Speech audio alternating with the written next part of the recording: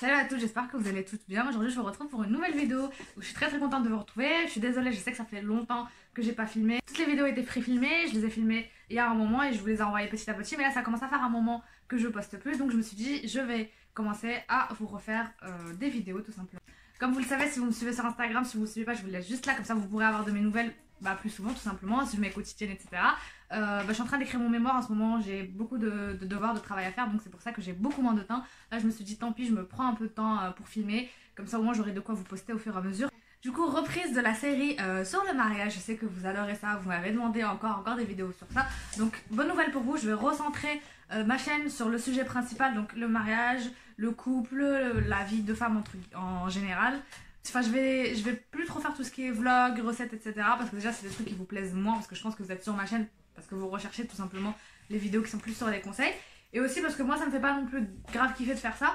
Donc, je me suis dit, je ferai de temps en temps pour tout ce qui est Eid, Ramadan. Mais ça sera beaucoup plus rare. Ce sera surtout des vidéos où je vais vous parler. Voilà. Donc, ceux qui aiment pas que je parle et qui me disent que je parle trop, bah, je suis désolée, il y en aura encore plus. Ah! Du coup, pour tout ce qui est lookbook, maquillage, etc., ça sera sur Instagram. Donc encore une fois, suivez-moi là-bas. Je vous fais des IGTV en ce moment de plus en plus. J'ai commencé ça. Donc je vous ai filmé le tuto make-up de ce maquillage. C'est pour ça que le maquillage est encore derrière moi. Je vous mets ça en IGTV. Donc suivez-moi sur Instagram. Je préfère mettre ce contenu là-bas, vraiment que je préfère réserver aux femmes. Parce que ici, je peux pas, sur YouTube, je peux pas bloquer en fait tout simplement qui regarde pas mes vidéos. Je préfère sur Instagram. On est beaucoup plus tranquille. On peut parler entre nous, donc voilà. Donc là on va commencer du coup la série mariage par une FAQ, comme ça on va remettre les pendules à l'heure entre guillemets, on remet les compteurs à zéro et après on repart de plus belle sur la série mariage. Je vous rappelle que j'ai déjà tourné 4 vidéos sur le mariage que je vous mettrai au fur et à mesure dans le petit i juste là. La première elle est sur la rencontre avec mon mari, la deuxième elle est sur la khotba, donc la demande en mariage, qu'on m'a demandé en mariage, qu'on a fait exactement à la maison, etc. etc. La troisième est sur la dot et la quatrième est sur l'annonce du mariage aux parents. Donc comment le dire, surtout quand on est jeune et qu'on a envie de se marier jeune et qu'on a envie que les parents acceptent, comment les convaincre. Il est important de les regarder, surtout la première vidéo, vous aurez une présentation de moi. Parce que sinon, je vais pas pouvoir à chaque fois tout réexpliquer, je vais juste vous faire un petit résumé. Mais allez la voir, c'est important pour comprendre la suite. Pour celles qui ne me connaissent pas encore, n'oubliez pas de vous abonner. Du coup, j'ai 24 ans, j'ai du mal à me faire à la 24e année. Ça fait 4 ans que je suis mariée, donc le 30 juillet 2020, je ferai mes 4 ans de mariage civil. Je suis en master communication numérique spécialisée dans les plateformes numériques, donc exactement ce que je fais en réalité dans la vraie vie.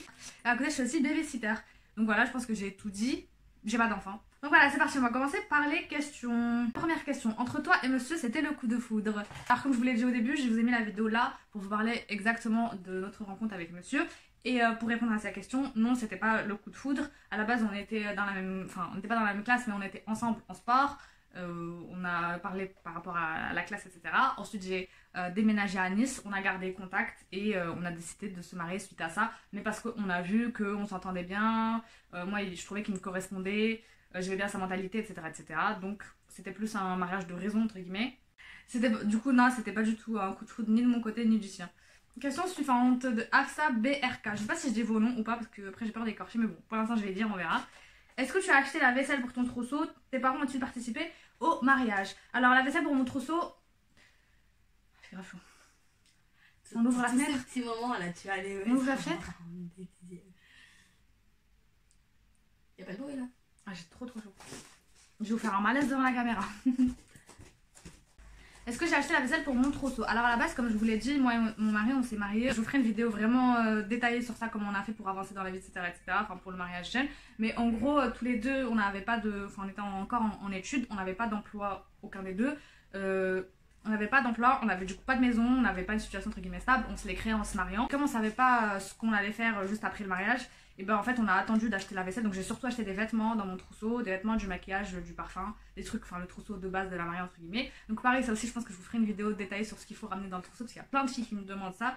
Il y a pas mal de questions sur le trousseau, donc je pourrais pas trop élargir, mais en gros voilà ce que j'ai pris. Et la vaisselle, je me suis dit quand j'aurai mon appart, je ferai la vaisselle. Donc ce qui s'est passé, c'est que on est resté, donc on s'est marié en juillet, on est parti en vacances un mois chez mes parents, donc août. Tu vas rester chez tes parents, hein? Si, j'étais à Nice, c'est ça, août. Ensuite on est revenu sur Paris, on est resté je crois encore un mois chez ma belle-mère. fin août-septembre. Et en octobre, on a eu notre appartement. Et c'était un appartement meublé. Donc j'ai pas eu besoin d'acheter tous les meubles, tous les gros trucs. Il y avait déjà des assiettes, il y avait déjà tout. En vrai, j'aurais pu ne rien acheter. Mais je voulais quand même ma petite touche personnelle. Donc j'ai pris vraiment les trucs basiques. J'ai pris un rideau, des petits coussins pour décorer le canapé, les petits verres, les petites tasses. Bon, j'avais, vous savez, tout le monde les a ces assiettes là. Les assiettes... les assiettes transparentes qui font un peu effet dentelle, je sais pas si vous voyez ce que je veux dire. Voilà, j'ai pris un ensemble qu'on m'a offert en cadeau. Donc avec les petits bols, avec les bols, les grandes assiettes et les petites assiettes, du coup comme ça j'étais tranquille. Pareil pour les couverts. Voilà, j'ai pris juste un service, je suis pas du tout la fille qui a fait, je vois des fois des filles sur Instagram, elles sont là, elles s'achètent 50 services et tout, ça va pas vous servir vraiment. Faites au minimum, je ferai une vidéo comme je vous ai dit détaillée, mais s'il y a des filles qui se marient en attendant, vraiment, vous gaspillez pas votre argent à ça. Vous allez voir toutes les filles qui ont fait ça, elles ont dit ouais c'était du gâchis. Le truc c'est qu'elles vous incitent après à vous aussi à gâcher votre argent. Donc vraiment prenez un service de chaque, un truc joli qui fait à la fois pour vous et pour les invités entre guillemets si vous recevez. Et voilà, vous prenez pas la tête. Donc du coup comme je vous ai dit j'ai pris petit à petit et une fois que je suis partie de l'appartement meublé, que je suis venue dans cet appartement là, j'ai commencé à acheter petit à petit. J'ai acheté la vaisselle, le frigo, tous les gros trucs je les ai achetés ensuite. Et pour mes parents, oui, bien sûr qu'ils ont participé au mariage, étant donné que nous deux on travaillait pas, donc nos parents ont payé le mariage 50-50, 50% mes parents, 50% ses parents.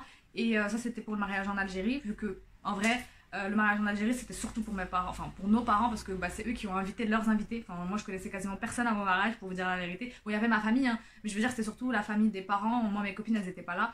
Par contre, on a fait un mariage en France pour nos amis, à moi et mon mari, et c'est nous qui avons financé ce mariage-là. Encore une fois, dans la vidéo de rencontre avec mon mari, je vous explique vraiment pourquoi on a choisi de se marier en Algérie, etc. etc. Ensuite, j'ai une autre question de Samia Hates. Elle me dit 50-50 ou monsieur assume. Alors, ça, j'aimerais aussi en faire une vidéo sur l'argent dans le couple parce que j'ai l'impression que c'est genre un sujet comme hyper important qui, on va pas se mentir, est sujet de pas mal de disputes. Des fois, il y a des couples qui divorcent à cause de ça parce qu'il y a une mauvaise gestion de l'argent. Alors pour nous c'est un peu spécial entre guillemets parce que lui a fini ses études, moi pas encore, donc forcément il va dépenser le plus. C'est pas parce que c'est un homme, nous on n'a pas trop la mentalité de ça un homme, donc c'est lui qui dépense, je suis une femme, c'est moi qui fais le ménage, etc. On essaye, bon c'est pas parfait hein, on essaye que ce soit un peu égalitaire et que chacun participe. Ça veut dire si moi je suis occupée, ça lui arrive de passer l'aspirateur, ou de passer des trucs, ou de passer la serpillière, etc. Si c'est lui, enfin voilà, par exemple des fois je vais aller faire les courses, j'ai ma carte, je vais dépenser, je vais pas l'appeler pour qu'il me passe l'argent parce que c'est lui qui doit obligatoirement dépenser. Donc on est sur un truc assez entre guillemets égalitaire, sauf que comme bien sûr lui travaille lui travaille vraiment entre guillemets et moi pas, vu que moi j'ai un petit boulot, c'est lui qui va faire les plus grosses dépenses. Donc tout ce qui est loyer c'est lui, les courses à majorité lui, mais voilà il m'arrive de faire des petites courses ou des fois quand je vois qu'on passe à Carrefour et que la note est de 300-400 euros, moi-même en fait je vais pas le laisser payer tout seul, donc je fais le choix moi de payer avec lui. Encore une fois, c'est une entente, il m'oblige pas ou quoi que ce soit, c'est vraiment moi qui décide de faire ça. Et si j'ai pas envie, la plupart du temps, c'est moi qui insiste pour pas que ça soit, comme c'est notre argent à nous deux, de toute façon, que ça soit lui ou moi qui paye, ça revient au même. Si par exemple on va dire il va dépenser énormément, c'est de l'argent qui, moi je pourrais pas utiliser pour faire autre chose, pour partir en vacances, etc. Donc je me dis si je l'aide un peu, c'est pour qu'on puisse après garder entre guillemets l'argent du gros compte, le sien, pour pouvoir partir en vacances, pour acheter, je sais pas, des projets, acheter des électroménagers, etc., etc. Pour l'instant, on n'a pas encore fait de compte commun, donc il y a des couples qui préfèrent faire un compte commun, que chacun dépose sur le compte en fait l'argent pour le loyer, participe, etc. Pour le moment nous c'est vraiment par flemme, c'est pas juste parce que voilà c'est par flemme, parce que chacun a pour l'instant son compte, parce qu'avant de se marier on avait nos comptes chacun de son côté. Moi j'ai le mien, lui il a le sien, il reçoit son salaire sur son compte, moi je reçois mon salaire sur mon compte, et voilà on fonctionne vraiment comme ça. Le loyer est fonctionné sur son compte à lui, et moi je vais l'aider pour tout ce qui est pour tout ce qui est courses. Voilà, quand on achète l'électroménager, par exemple lui il a acheté un truc bête, il a acheté le lave-vaisselle, comme il venait d'acheter le lave-vaisselle et que ça faisait une grosse dépense, j'ai acheté l'aspirateur. Voilà, il n'y a pas de monsieur assume, bon il assume la majorité comme j'ai dit, mais je l'aide. Après quand je travaillerai, je sais pas comment ça se passera, de toute façon je sais pas encore si je travaillerai tout de suite, comment ça va se passer, je vais pas m'engager sur le long terme, j'en sais rien, mais je pense qu'on fonctionnera toujours comme ça, que ce sera moi qui vais l'aider, qui vais participer, mais je pense que ça sera, comme moi je fais quand même la plupart des trucs à la maison, forcément lui il compense en travaillant plus et en dépensant plus, et moi je fais plus les trucs à la maison, mais on s'aide mutuellement, enfin on participe parce que moi je consomme donc forcément je participe, lui il salit donc forcément il participe dans les tâches de ménage, enfin je suis pas toute seule à salir à la maison, toute seule entre guillemets à manger, à faire de la vaisselle, donc forcément on doit partager. Ensuite question suivante de Sabrina Mousse, je sais pas la suite mais je crois que c'est Moussini, je suis pas sûre, pardon si j'écorche ton nom, mais en tout cas Sabrina, elle me dit comment s'est passée votre vie à deux, c'était pas trop dur au début, loin de tes parents. Donc je pense que, bon, celles qui me suivent depuis un moment elles le savent, mais je pense que vous en doutez, je pense que, après ça dépend de la situation, de plein de choses, mais je pense que tous les débuts d'un mariage sont difficiles, faut pas vous mentir. Encore une fois, ça je ferai une vidéo, à chaque fois je fais une vidéo spéciale pour ça, mais tous les débuts de mariage sont difficiles, et c'est vrai que quand t'es jeune, bah forcément c'est, je sais pas si je peux dire que c'est plus difficile, mais en tout cas, comme t'as pas une situation entre guillemets complètement stable, bah tu vas un peu plus souffrir entre guillemets au début, après t'es tranquille sur le long terme, tu vois. Donc ça veut dire, la première année elle est quand même pas mal difficile, bah, parce que tu dois faire ta situation, trouver tes repères, etc. Faut aussi s'habituer au caractère de l'autre, parce qu'en fait, bon, il y a plein de filles qui sont là, oui, le mec après le mariage, c'est pas les mêmes, etc. C'est pas une question de genre le mec il va se transformer, c'est pas un loup-garou. Mais en fait, tout le monde, quand on se connaît juste, on se parle par texto, ou même les gens qui se voient dehors, ils sont pas du tout, t'as beau poser toutes les questions et tout, c'est pas une question de la personne, elle est pas sincère, mais c'est juste que tu connais pas le caractère de la personne tant que tu vis pas avec elle. Et comme nous, bah, on vit pas avant le mariage, bah forcément, tu as la grande surprise le jour J, entre guillemets, enfin les mois qui suivent. Et il faut s'habituer à ça, enfin il y a plein, comme on n'a pas forcément la même éducation, ma mère elle m'a éduquée d'une façon, voilà, je sais pas, des trucs bêtes, genre les routines, les ménages, tout, genre j'aurais forcément, on est vraiment deux familles qui se réunissent en une petite famille. Donc lui va ramener ce qu'il sait, moi je vais ramener ce que je sais, et le truc c'est que ça va pas forcément toujours coller, donc il faut un long temps d'adaptation pour ça. Donc oui, c'était difficile sans mentir, s'il a fallu s'habituer, il faut aussi apprendre à se disputer, parce que tous les couples se disputent, et le truc c'est qu'il faut apprendre à se disputer pour que ça soit constructif, donc que ça soit pas juste des disputes pour crier, pour faire du bruit, et voilà, pour faire mal à la tête, il faut que ça soit constructif pour essayer de trouver une solution. Parce que quand il y a une dispute, c'est qu'il y a une crise. Et quand il y a une crise, il faut la résoudre. Ça sert à rien de crier, de reprocher s'il n'y a pas de résolution. La crise, elle va continuer. Enfin, voilà, c'est pour commencer une autre fois. Donc voilà, donc c'est ça qui est difficile, je pense. Moi j'ai l'impression que ça a duré peut-être un peu plus longtemps que chez les autres, je sais pas. Parce que, en fait, les gens, généralement, sur le réseau, ils racontent pas leurs problèmes. Moi, de toute façon, moi non plus. Hein, c'est des trucs qui sont intimes, faut pas les raconter. Mais dire que c'est difficile, c'est voilà, on peut le faire. Mais moi j'ai l'impression que ça va peut-être durer un peu plus longtemps parce que peut-être on était jeunes, je sais pas si c'est lié à l'âge ou pas, mais voilà, ça a duré entre 1 et 2 ans quand même. Les premières, deuxième année, on savait pas où on allait parce que fallait vraiment accorder les violons. Et le fait que j'étais loin de mes parents, ouais, forcément ça a participé. Ben, j'étais à 900 km de ma famille, j'étais toute seule, j'ai jamais vécu toute seule. Ma mère, elle me faisait tout, je vais pas vous mentir, même jusqu'à maintenant, quand elle vient chez moi, elle fait tout, elle fait à manger, moi je faisais juste mes devoirs, et ça me prend énormément de temps. L'autre chose qui était difficile, mais bon, ça c'est un cas rare, généralement quand on se marie, de continuer ses études. Moi c'était vraiment parce que je continuais mes études. Quand on commence plus on monte dans le niveau, plus ça devient difficile. On nous demande beaucoup de travaux à la maison, donc voilà, moi je travaillais en plus à côté, donc je rentre à 20h, je suis censée faire mes devoirs, faire à manger, me reposer. Enfin vraiment, psychologiquement c'est difficile, je vais pas vous mentir. Donc c'est vraiment un choix, le mariage jeune, que tu fais en toute conscience. Moi je savais que ça serait difficile. J'étais pas en mode, des gens pensaient que je faisais ça en mode je rigolais et tout, que je savais pas ce que je faisais, je savais très bien que ça allait être difficile, je savais, mais peut-être pas à ce moment. Après ça m'a pas non plus choqué, c'est juste que en fait tu t'habitues avec le temps, tout simplement.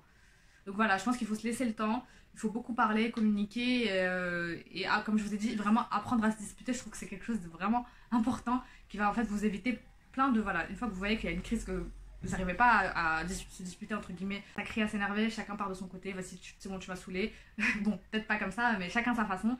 Tu restes dans une pièce, tu restes dans un coin, tu fais ta vie. Une fois que c'est calmé, que les nerfs sont partis, que tu veux rediscuter pour trouver une solution, là, tu reviens discuter. Tu vas commencer les préparatifs quand? Quel budget? Comment se passe la vie à deux? Donc pour la vie à deux, donc la question elle vient de Myriam Mariani, je crois, pardon, mon pseudo se coupe et du coup, voilà. Donc j'ai commencé les préparatifs, en fait, comme je vous ai dit dans la vidéo, que je vous remets encore une fois ici. Mon mariage devait être prévu pour l'année d'après, sauf que je voulais je voulais avancer mon mariage d'1 an. Donc j'ai décidé de me marier en décembre pour juillet, donc à peu près 6 mois. Voilà, c'était très rapide. Donc à partir de décembre, j'ai commencé à faire les préparatifs, etc. Contacter les prestataires. Bon, ça a mis un peu plus de temps, mais voilà, à partir de janvier, plus sérieusement. Et moi, de mon côté, j'ai commencé à m'acheter des trucs, genre des pyjamas, des vêtements, je stockais dans ma chambre. Et en même temps, je passais mes partiels. Et donc voilà, c'est à ce moment-là que j'ai commencé 6 mois avant. Et encore, comme je vous ai dit, j'ai pas fait un très grand trousseau, j'ai pas acheté 50 000 vaisselles, j'ai acheté une fois le mariage passé. Comme je vous ai dit, vraiment, faut arrêter les excès. Les magasins, ils vont pas fermer quand vous allez vous marier. Vous pouvez acheter une bouteille de shampoing histoire d'eux, mais je vois des filles, elles sont là, elles achètent des shampoings, des crèmes, genre des paniers comme ça, mais Sephora, ça ferme pas après, hein, genre, tu vois, je comprends pas. Mais bon, comme on dit, chacun ses goûts. Je sais que c'est souvent dans des familles, c'est une tradition de montrer le truc, mais je trouve ça ridicule parce que c'est pas genre des bêtes de produits à montrer. Enfin, moi, déjà, je trouve le fait de montrer, déjà, je trouve que c'est prétentieux, j'aime pas. Mais je sais pas, tu vas acheter ton shampoing DOP chez Carrefour ou même si t'achètes un truc chez Sephora. Enfin, je sais pas, c'est ridicule de le montrer en mode c'est un truc de ouf. Tu peux montrer les jolies pièces, les petits sacs, les petites chaussures et tout, mais les shampoings et tout, enfin, je trouve ça un peu bête.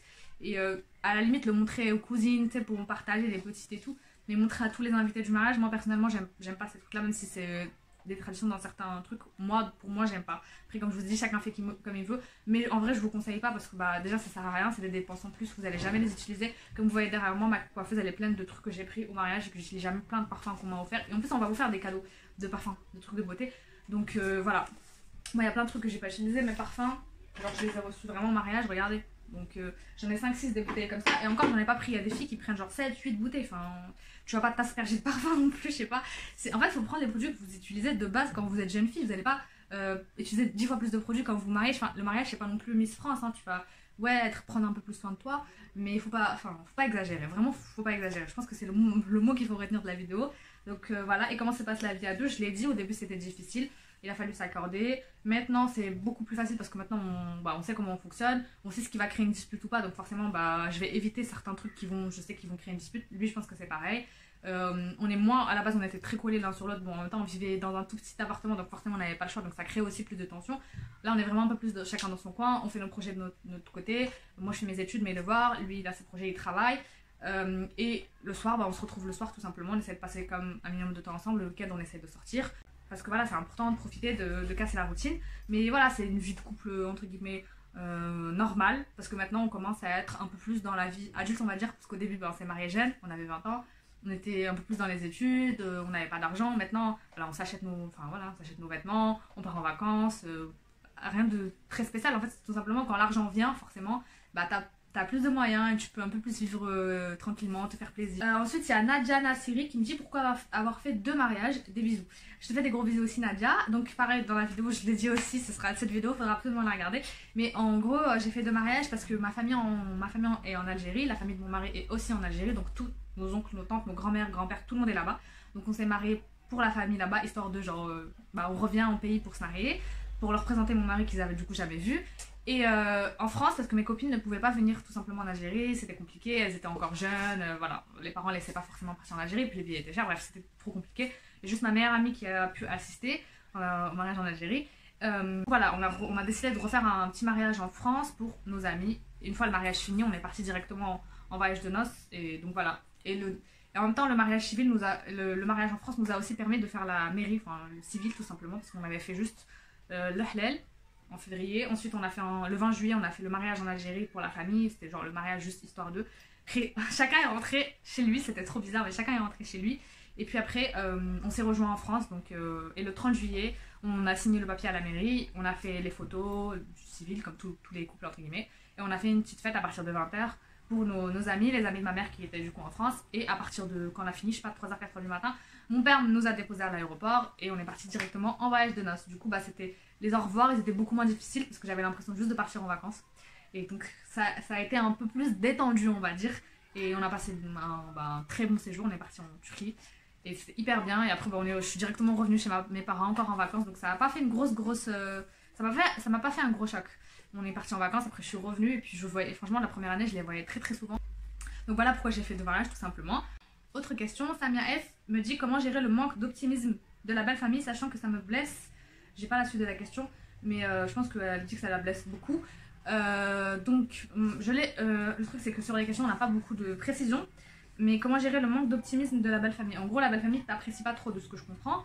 En fait, c'est une question compliquée parce que, pareil, la belle famille, je pense que c'est parce que j'ai d'autres questions encore sur la belle famille. Ça mérite une vidéo aussi, mais je pense qu'on pourra jamais changer une personne, changer la belle famille. On peut pas obliger quelqu'un à nous aimer, malheureusement. On pourra faire des efforts, que ça se passe mieux, mais on pourra jamais obliger quelqu'un à nous aimer. Mais en soi, c'est pas quelque chose de mal.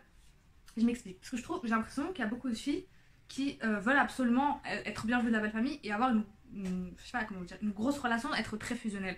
Mais le truc, c'est que oui, la belle famille, c'est important, c'est la famille de la mère, le père de votre mari, c'est important, ça fait partie maintenant de votre grande famille, mais ce sera pas non plus votre famille, vos parents. Ça veut dire que vous serez pas obligé de les voir aussi souvent, à part si vous vivez avec. Forcément, c'est plus compliqué. Mais si vous les voyez par exemple aux anniversaires et de temps en temps le week-end, vous n'êtes pas non plus obligé de faire entre guillemets les lèche-bottes. Même si vous les appréciez pas ou vous aimez pas comment ils se comportent avec vous, juste pour vous faire bien voir. Ça veut dire qu'il faut être respectueux, mais en même temps savoir rester soi-même. Pas complètement faire une comédie pour que les autres nous apprécient. Parce qu'en vérité, quand vous jouez la comédie, c'est là où ça va être louche et qu'on va pas vous apprécier. Donc pour ta question, comment gérer le manque d'optimisme, je pense qu'il faut juste pas calculer. Tout simplement, je pense pas que la belle famille va te dire en face si t'aimes pas. C'est-à-dire, ils vont peut-être voilà, parler derrière son dos et tout, mais au pire, qu'est-ce que ça peut faire? Mais je pense qu'il y a que le temps qui répare ce genre de problème. Quand ils vont te découvrir, savoir c'est quoi ton vrai caractère, à force de te voir souvent, c'est pour ça que je dis que c'est important de rester naturel tout en restant respectueuse. Je vous dis pas de vous embrouiller avec votre belle-mère ou de lui manquer de respect, attention, c'est pas ça. Ça veut dire que votre belle-mère, c'est pas non plus votre amie, vous n'êtes pas non plus censé être tout le temps collé avec elle, faut être respectueux, penser à elle, faire des cadeaux, etc. etc.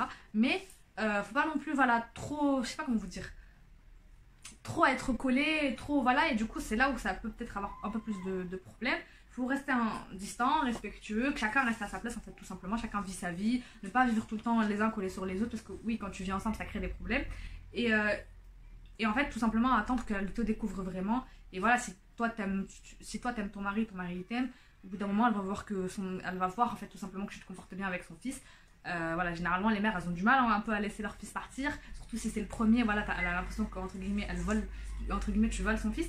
Donc, faut lui laisser le temps de t'apprécier, de voir que t'es une bonne personne. Après, voilà, ton mari, quand il verra que toi tu te comportes bien et que elle, voilà, elle cherche un peu les histoires, il comprendra que si toi tu réponds pas et que tu te rabaisses pas, entre guillemets, que t'es dans ton coin et que tu fais juste ta vie, il comprendra que le problème vient pas d'elle, vient pas de toi, mais entre guillemets d'elle. Et peut-être qu'il lui parlera, qu'il lui dira doucement, bon là c'est bon, maman, on a compris, ça va, ça suffit. Ou alors que naturellement, il aura même pas besoin de le faire. Juste, bah, ça va se calmer naturellement. Donc voilà, je te conseille juste de laisser le faire le temps, d'être quelqu'un de gentil, de respectueux, de penser à lui faire des cadeaux de temps en temps, de l'appeler pour prendre des nouvelles, mais pas en faire non plus trop, tout simplement. Question de Sarah Scott qui me dit un conseil pour une femme qui va vivre en Algérie, c'est sa belle famille. J'avais une autre question qu'elle m'a posée aussi sur la belle famille, mais j'ai pas tout capturé malheureusement. J'ai mal fait mon travail entre guillemets, mais je sais qu'elle m'a posé plusieurs questions sur la belle famille en Algérie. Bah, un conseil à donner pour quelqu'un qui va vivre en Algérie. Bah, ça, c'est un truc que je faisais de pas être trop négatif parce que moi, je sais que c'est un truc que j'aurais pas forcément accepté, entre guillemets. J'aurais pas forcément accepté parce que je trouve que si t'as une bonne vie ici, une bonne situation, tu fais tes études, t'as ta famille ici, je vois pas pourquoi ce serait à toi de partir en fait en Algérie en sachant que c'est quand même plus compliqué de faire sa vie là-bas, surtout quand bah, on a été élevé tout simplement dans un autre pays. Enfin, je veux dire, c'est quand même deux cultures différentes, c'est quand même très différent, je pense. Donc pour moi, c'est plus facile que le mari vienne vivre en France que la femme aille vivre en Algérie. Après, c'est vraiment personnel, donc je veux pas non plus te juger ou m'introduire dans ton couple. Je sais pas si c'est juste une question comme ça ou si c'est vraiment ton cas, mais moi, mon conseil, c'est vraiment, en tout cas, mon premier conseil, c'est si tu peux, essaye de pas vivre en Algérie avec ta belle famille, parce que bah, c'est tout simplement mieux de vivre ici. T'as plus de moyens de vivre, t'as aussi tu gagnes, faut pas se mentir, tu gagnes mieux ta vie ici, t'as plus de chances d'évoluer, de faire des trucs, d'avoir une carrière, d'élever tes enfants, de les emmener dans une bonne école, etc., etc. Même si je dis pas que là-bas tu peux absolument pas. Hein. Mes parents ont grandi là-bas, enfin je veux dire tu peux le faire, mais c'est plus difficile, surtout pour des gens qui n'ont pas été élevés là-bas. Donc pour moi le mieux ce serait vraiment que tu essaies de convaincre ton mari ou ton fiancé de plutôt lui de venir vivre ici parce qu'il y a beaucoup plus d'opportunités pour vous deux tout simplement. Mais en tout cas si vraiment t'as fait ce choix là et que voilà c'est vraiment t'es décidé et que voilà, bah, je te conseille quand même d'essayer de pas vivre chez ta belle famille parce que bon ça c'est un conseil même en France. Hein. Je conseille pas du tout de vivre avec la belle famille. En fait c'est au début pour dépanner comme je vous ai dit, bon on n'a pas trop le choix, mais tous les gens qui vivent avec la belle famille disent la même chose. C'est pas genre ta belle famille qui est mauvaise ou quoi que ce soit, tu peux avoir la meilleure belle famille du monde. Moi je m'entends très très bien avec ma belle famille et je suis restée un mois avec ma belle-mère, franchement ça s'est hyper bien passé. Mais le truc c'est que si je serais restée un an, je sais pas comment ça serait passé. Pas parce que genre ils sont mauvais ou moi je suis mauvaise, mais parce que quand tu vis, comme je vous ai dit, comme pour le mariage, quand tu vis avec une personne, t'as un temps d'adaptation pour bah, essayer de que chacun fasse ses trucs, que chacun sache quoi faire, etc. etc. Et en fait, bah, la belle famille sont plus vieux, donc ils ont pas forcément envie de refaire toute leur éducation entre guillemets, de revoir leur routine, ils ont envie de surtout que c'est toi qui vas vivre chez eux, donc c'est toi qui dois t'habituer à leur routine. Et des fois, les routines, c'est pas forcément ce que t'as envie de faire, je sais pas, par exemple, elle va te dire, faut que tu fasses le ménage tous les jours, comme ça, comme ça, comme ça. Toi, t'as pas envie de faire ça, t'as pas envie de t'occuper, par exemple, je sais pas s'il y a des petits frères, des petites sœurs ou des enfants, des frères et sœurs, par exemple, des neveux, des nièces qui restent là, t'as peut-être pas envie de rajouter encore plus du travail, ça dépend encore une fois des situations. Donc moi je conseille pas. Le mieux c'est vraiment d'avoir son appartement tout seul, que ce soit en Algérie. Si vraiment tu vis en Algérie, essaie d'avoir un petit appartement, même si c'est vraiment un petit studio. Vraiment, essaie d'avoir sa liberté. Sa liberté c'est beaucoup mieux parce que comme je vous dis, la première année va être difficile parce qu'il faudra s'entendre, se disputer, en parler. Et quand t'as d'autres personnes avec toi, c'est pas possible parce qu'il faudra aussi t'entendre avec ces gens-là en fait. En plus de ton mari, ils pourront se mêler sans faire exprès ou exprès aggraver le problème, envenimer la chose. Et je sais pas, enfin le but du mariage c'est que le mariage ne réussisse pas, qu'il y ait des grosses disputes, que ça s'envenime, que les familles s'entendent plus et que ça finisse en divorce. C'est pas tout ce que les gens souhaitent.